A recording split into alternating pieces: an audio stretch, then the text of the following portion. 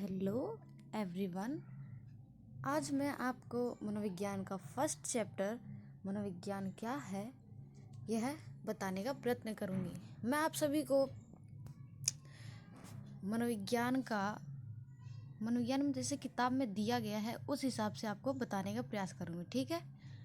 तो आज हम करेंगे मनोविज्ञान का फर्स्ट चैप्टर मनोविज्ञान क्या है। ओके, तो चलो स्टार्ट करते हैं। तो फिर हम करते हैं मनोविज्ञान क्या है। ज्ञान की किसी भी विद्या शाखा को परिभाषित करना कठिन होता है, ठीक है। अब ज्ञान की किसी विद्या शाखा को परिभाषित करना कठिन होता है। प्रथम, क्योंकि यह सर्वदा विकसित होता रहता है, जैसे कि हम सभी जानते हैं, क्योंकि यह हमेशा विकसित होता रहता है, ठीक है। द्वितीय, क्योंकि गोचरों का जिस सीमा तक अध्ययन किया जाता है उन्हें किसी एक परिभाषा में नहीं लाया जा सकता, ठीक है। अब हर फील्ड में कोई ना कोई अध्ययन होता ही रहता है, तो उन्हें एक परिभाषा में नहीं लाया जा सकता, ठीक है। यह बात मनोविज्ञान के विषय में और अधिक सही है, यानी स्पेशली मनोविज्ञान में ये अधिक सही है, ठीक है। तो हम यहाँ स्टार्ट करते हैं। मनोविज्ञान शब्द दो ग्रीक शब्द किससे, साइकी और लोगोस से मिलकर, मनोविज्ञान शब्द दो शब्दों से मिलकर बना है, साइकी और लोगोस।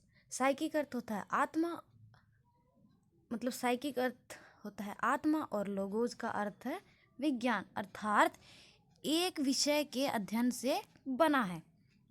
ओके, फिर यहाँ करते अतः मनोविज्ञान अथवा मन का अध्ययन था। अब मनोविज्ञान क्या था?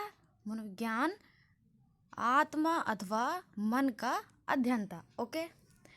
परंतु तब इसका केंद्रीय बिंदु बहुत अधिक बदल चुका है।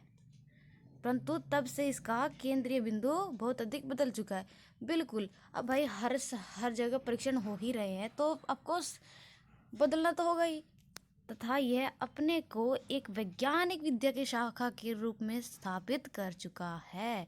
यानी मनोविज्ञान अपने आप को एक वैज्ञानिक विद्या शाखा के रूप में परिभाषित कर चुका है, जो मानव अनुभव एवं व्यवहार में निहित प्रक्रियाओं का विवेचना करते हैं, ठीक है।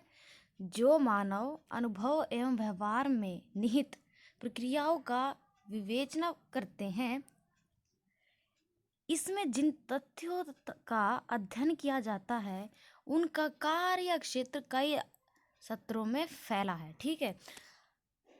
अब भाई मनोविज्ञान में हमेशा अध्ययन होते ही रहते हैं, तो उनके कार्य क्षेत्र फैले हुए हैं, ठीक है। जैसे व्यक्तिक, द्विजन समूह तथा संगठनात्मक। ओके, यहाँ तक क्लियर हो गया है।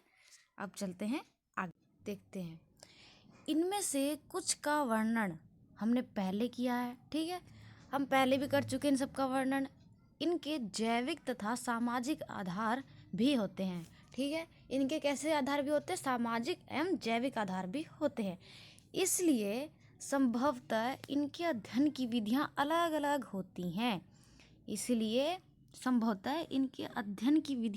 अलग होती हैं। क्योंकि वे उस तथ्य पर निर्भर करती हैं।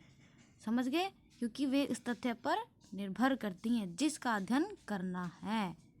यहाँ समझ में आ गया सबको? किसी भी विद्या शाखा को परिभाषा इस बात पर निर्भर करती है, ठीक है।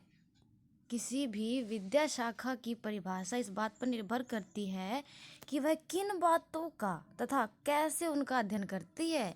मतलब कोई भी फील्ड में कैसे जब अध्ययन किया जा रहा है, या किसी विद्या शाखा को परिभाषित इस बात पर निर्भर करता है कि वह किन बातों का तथा कैसे उनका अध्ययन करती है। यहाँ तक हो गया ना क्लियर आपको? अब यहाँ स्टार्ट होता है वास्तव में वह कैसे अथवा किन विधियों का उपयोग करती है, यानी रियलिटी में वो कैसे और किन विधियों का उपयोग करती है, ओके।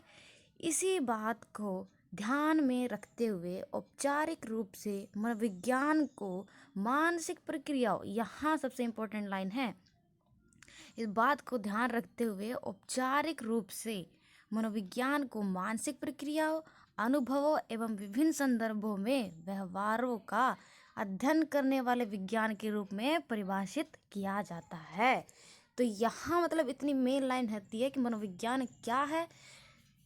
तो यहाँ ज़रूर लिखना, औपचारिक रूप से मनोविज्ञान को मानसिक प्रक्रियाओं, अनुभवों एवं विभिन्न संदर्भों में व्यवहारों का अध्ययन करने वाले विज्ञान के रूप में परिभाषित किया जाता है। मानसिक प्रक्रियाओं यानी हमारे मानसिक में क्या क्या चल रहा है, हमारे अनुभव एवं विभिन्न संदर्भों में व्यवहारों का अध्ययन करने वाले विज्ञान के रूप में परिभाषित किया जाता है। इसे क्या कहते हैं? मनोविज्ञान कहते हैं। ऐसा करने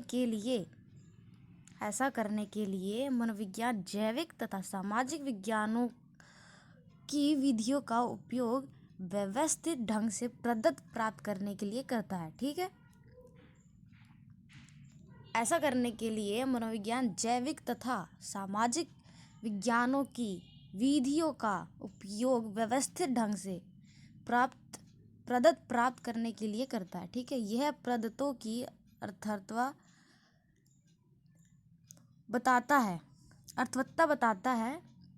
ठीक है, यह प्रदत्तों की अर्थवत्ता बताता है जिससे वे ज्ञान के रूप में संगठित किए जा सकें। ओके, जिससे वे ज्ञान के रूप में संगठित किए जा सके। आइए परिभाषा में प्रयुक्त 3 पदों यानी मानसिक प्रक्रियाएं, अनुभव एवं व्यवहार को समझ लिया जाए।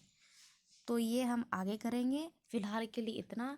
अगर आपको ना समझ में आए सो प्लीज़ मुझे बताइएगा और चैनल को सब्सक्राइब करें, लाइक करें। Okay, bye bye everyone.